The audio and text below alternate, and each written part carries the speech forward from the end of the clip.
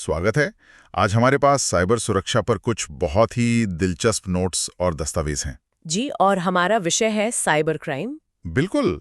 ये जो दस्तावेज हैं, ये इसकी बुनियादी बातों को समझाते हैं। हाँ, कि ये है क्या, इसे कौन करता है और वे इसे कैसे करते हैं, तो हमारा काम है इन नोट्स से सबसे जरूरी जानकारी निकालना। ताकि साइबर अपराध की दुनिया की एक साफ तस्वीर मिल सके। हाँ। हम ये शब्द सुनते तो बहुत है, हाँ, हर जगह। पर असल में इसका मतलब क्या है, ये समझना जरूरी ये है। एक सही बात है।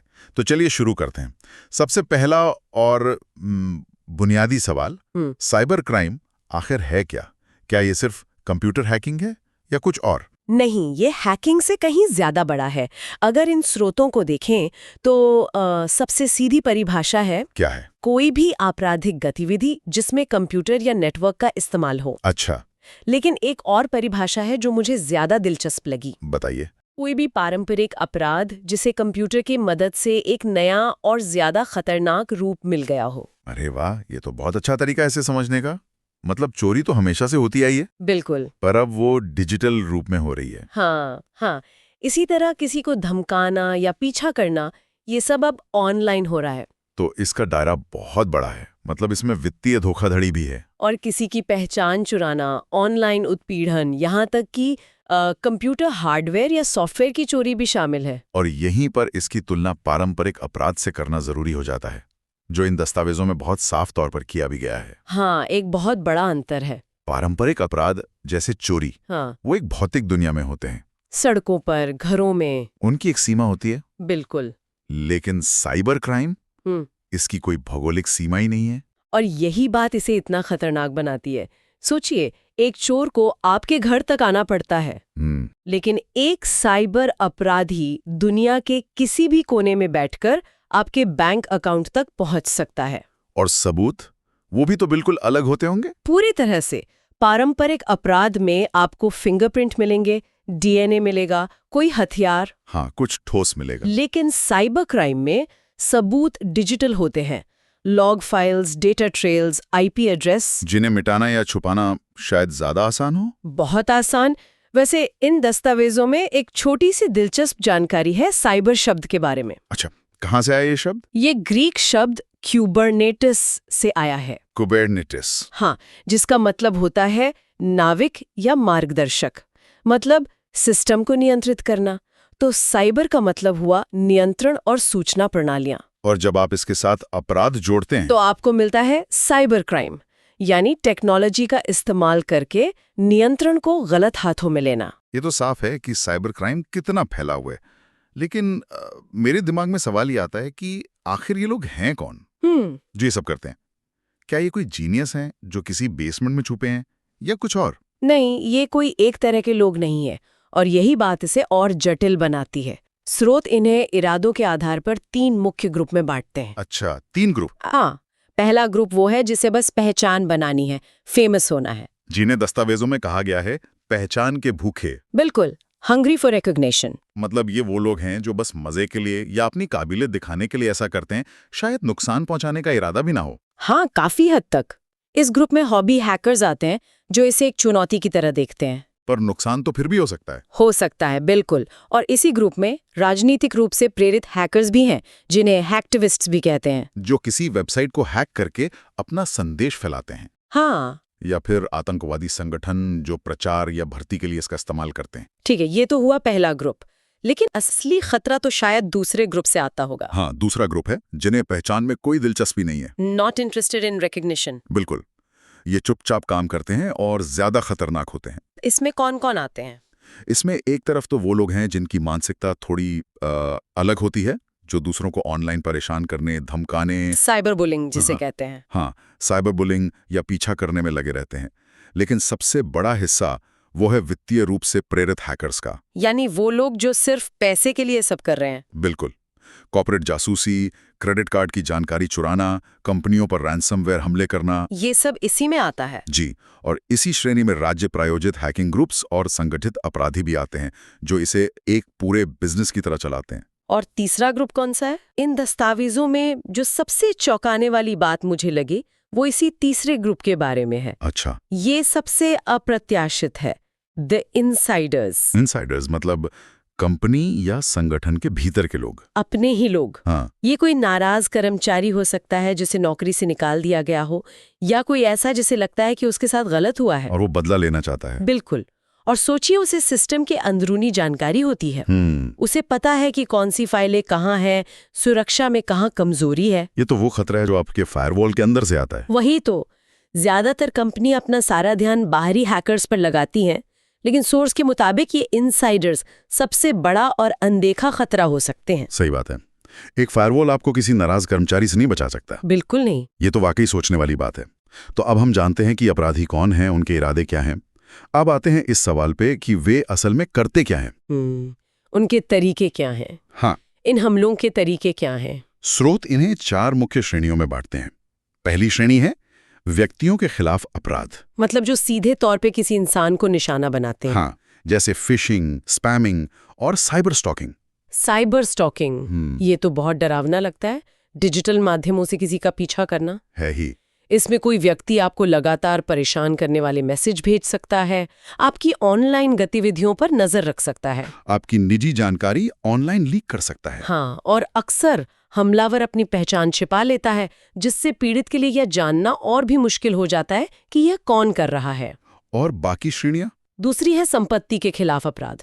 इसमें क्रेडिट कार्ड धोखाधड़ी या फिर बौद्धिक संपदा की चोरी शामिल है। Intellectual property. हाँ, जैसे किसी कंपनी का नया प्रोडक्ट डिजाइन चुरा लेना या कोई गोपनीय फॉर्मूला। तीसरी श्रेणी है संगठनों के खिलाफ अपराध, जैसे सरकारें या कंपनियां। हाँ, उन पर वायरस हमले, पासवर्ड स्निफिंग। और चौथी श्रेणी है समाज के खिलाफ अपराध, जिसमें साइबर आतंकवाद या वेब जैकिंग जैसी चीजें आती हैं। बिल्कुल, वेब जैकिंग यानी किसी वेबसाइट को हाईजैक कर लेना और उसके कंटेंट को बदल देना। हाँ, अक्सर किसी राजनीतिक या दुर्भावनापूर्ण संदेश को फैलाने के लिए। इन सभी तरीकों में से एक तरीका है सोशल इंजीनियरिंग, जिसके बारे में इन दस्तावेजों में काफी विस्तार से बताया गया है।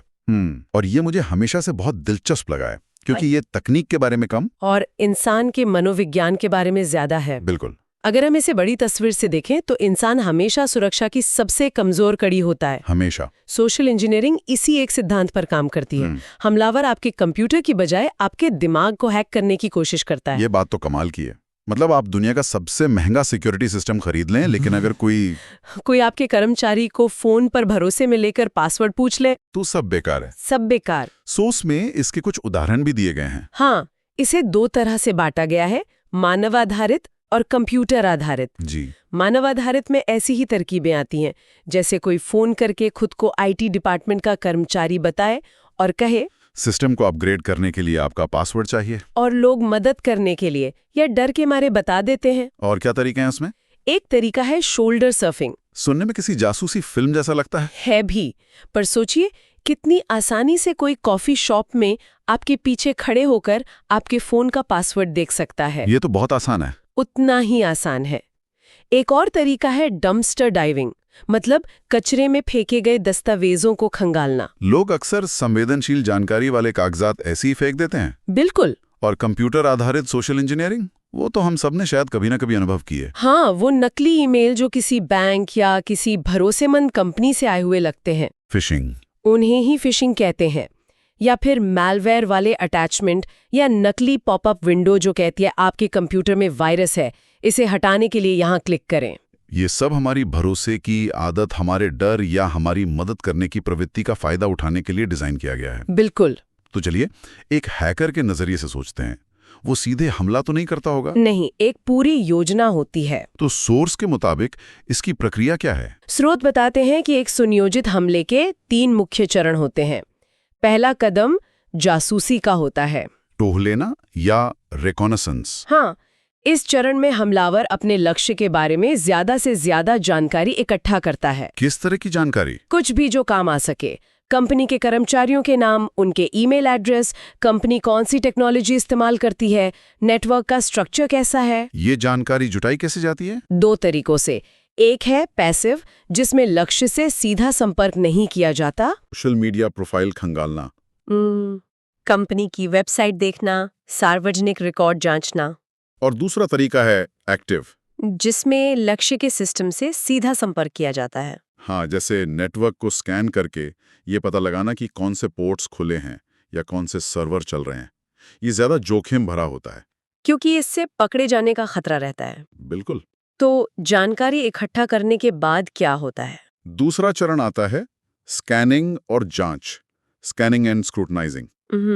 अब हमलावर उस जानकारी का विश्लेषण करता है ताकि सिस्टम में कमजोरियों का पता लगा सके। वो देखते हैं कि कहाँ कोई पुराना सॉफ्टवेयर चल रहा है या कोई सुरक्षा में खामी है। हाँ, ताकि हमला करने का सबसे अच्छा रास्ता तय किया जा सके।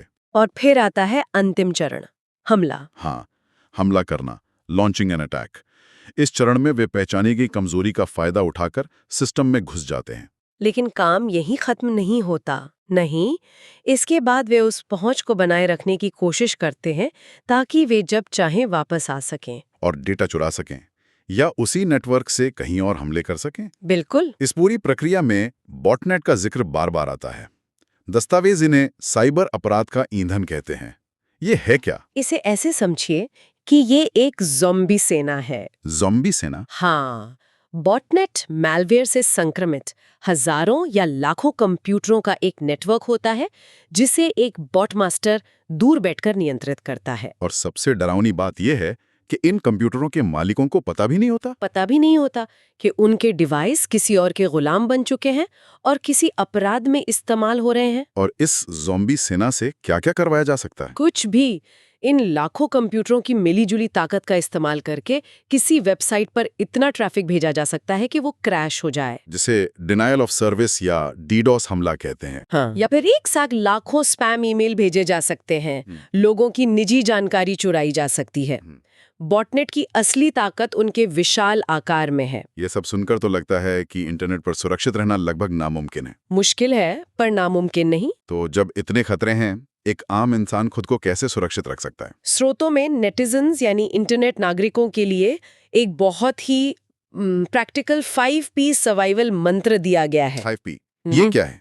पहला P है प्रिकॉशन, सावधानी। इसका सीधा सा मतलब है कि इंटरनेट का इस्तेमाल करते समय चौकन न रहना। हाँ, हर अनजान लिंक पर क्लिक नहीं करना, किसी के भी साथ अपनी निजी जानकारी साझा करने से पहले 2 बार सोचना।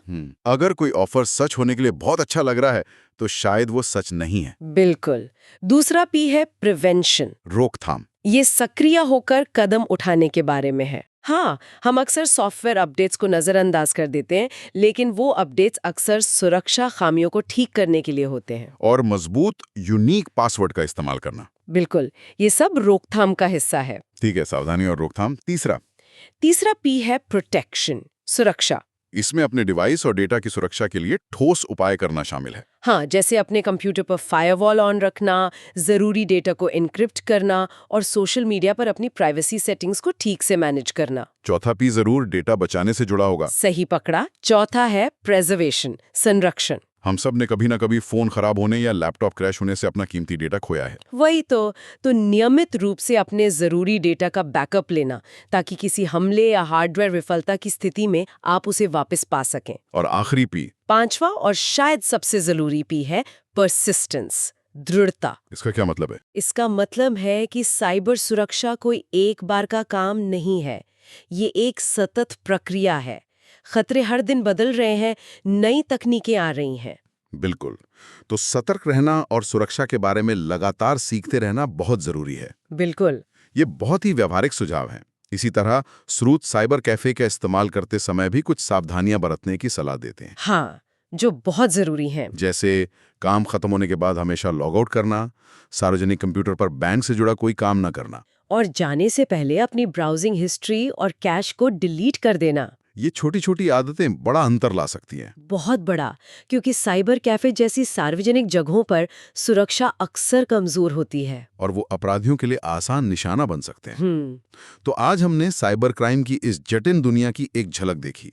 हमने समझा कि ये सिर्फ तकनीकी हैकिंग नहीं है, बल्कि ये मनोविज्ञान, अवसर और वैश्विक पहुंच का एक खतरनाक मिश्रण है। हमने देखा कि इसे कौन करता है, कैसे करता है और इससे बचाव के कुछ बुनियादी तरीके क्या हैं। बिल्कुल। और इन सभी स्रोतों से जो एक बात बार बार सामने आती है वो ये है कि सुरक्षा की सबसे कमजोर कड़ी अक्सर तकनीक नहीं बल्कि इंसान होता है। सोशल इंजीनियरिंग जैसी तकनीकें इसी मानवीय कमजोरी का फायदा उठाती हैं। हाँ, बिल्कुल। और यहीं पर हम आज की चर्चा को एक विचार के साथ समाप्त करना चाहेंगे। स्रोतों से ये स्पष्ट है कि सोशल इंजीनियरिंग हमारी विश्वास करने, मदद करने और डरने जैसी मानवीय प्रवृत्तियों का फायदा उठाती है। हाँ। तो जैसे जैसे तकनीक और भी स्मार्ट होती जाएगी और हमारी जिंदगी का एक अभिन्न हिस्सा बनती जाएगी, तो क्या ऑनलाइन सुरक्षित रहने के लिए हमें अपनी इन बुनियादी मानवीय प्रवृत्तियों को बदलना होगा? अच्छा सवाल है। क्या भविष्य में हर किसी पर संदेह करना, हर संदेश पर शक करना एक जरूरी सर्वाइवल स्किल बन जाएगा?